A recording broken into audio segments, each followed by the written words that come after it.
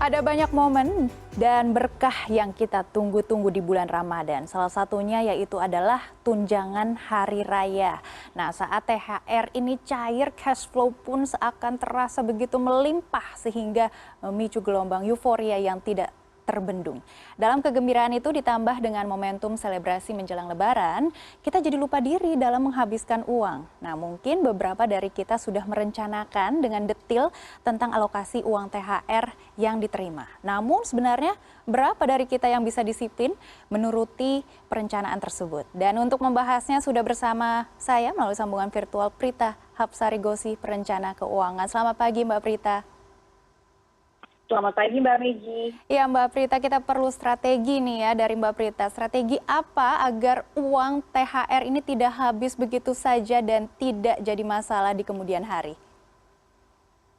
Oke, strategi yang pertama adalah memahami berapa banyak THR yang kita terima. Kenapa? Karena kalau kita karyawan, barangkali ada potongan pajak. Kalau misalnya kita adalah pengusaha, kita mau mengambil dari tabungan sendiri, maka kita harus tahu saldonya ada berapa. Yang kedua, strateginya adalah jangan sampai besar pasak daripada tiang. Sehingga caranya adalah kita harus list down atau membuat daftar pengeluaran-pengeluaran apa saja yang menjadi prioritas, usahakan dia match atau seimbang dengan THR yang memang kita miliki. Dan langkah terakhir adalah memisah-misahkan Mbak Megi supaya pos tersebut itu memang sudah mungkin ada yang ditarik cashnya atau dipisahkan dalam rekening yang berbeda. Tujuannya supaya kita paham alokasi untuk setiap pos pengeluaran jatahnya berapa rupiah. Baik Mbak Prita, ini momen Lebaran banyak sekali keperluan dan apakah dalam menggunakan uang THR untuk hampers, perhiasan bisa disesuaikan dengan budget demi meminimalisir pemborosan? Betul sekali. Jadi kita harus pisahkan mana yang benar-benar merupakan kewajiban dan juga kebutuhan dengan mana yang merupakan keinginan.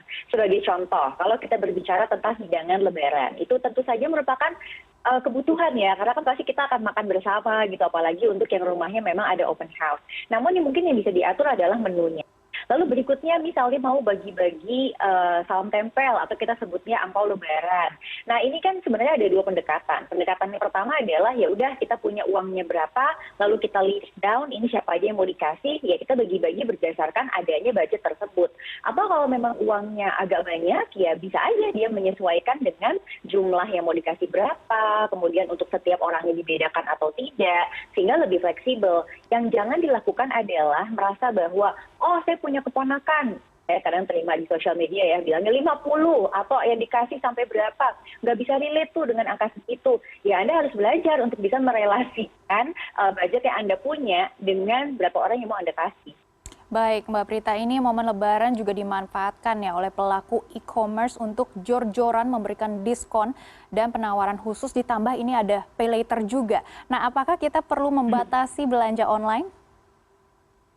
Betul sekali. Jadi bukannya tidak boleh belanja, tetapi belanjalah sesuai dengan apa yang memang tidak Anda miliki saat ini. Contoh, kalau Anda punya anak-anak, jadi saya selalu mengingatkan, anak-anak tuh jarang bisa menggunakan pakaian lama, karena mungkin sudah tumbuh lebih besar, lebih tinggi, dan seterusnya.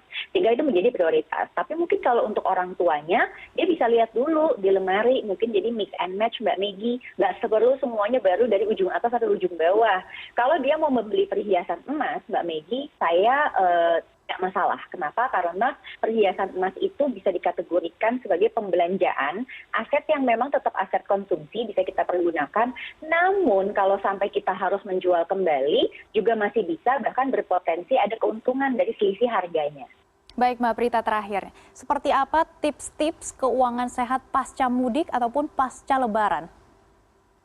Betul. Kita harus ingat bahwa selesai dari libur Lebaran, yaitu tanggal 16 April kelak, itu masih ada sekitar 1 hingga 2 pekan hingga tanggal gajian berikutnya. Maka yang perlu sekali Anda lakukan adalah membagi di bulan April ini penghasilan Anda, yaitu gaji plus THR, itu ke dalam 4 pekan, supaya semuanya kebagian Mbak Megi. Yang kedua, Anda langsung simpan.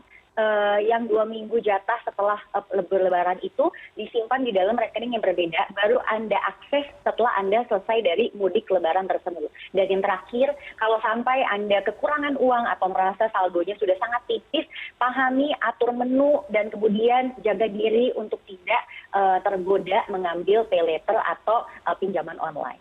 Baik, sudah kami catat ini strategi dan juga tips untuk mengelola THR. Terima kasih Mbak Prita sudah bergabung bersama kami di CNN Indonesia Business dan Referensi.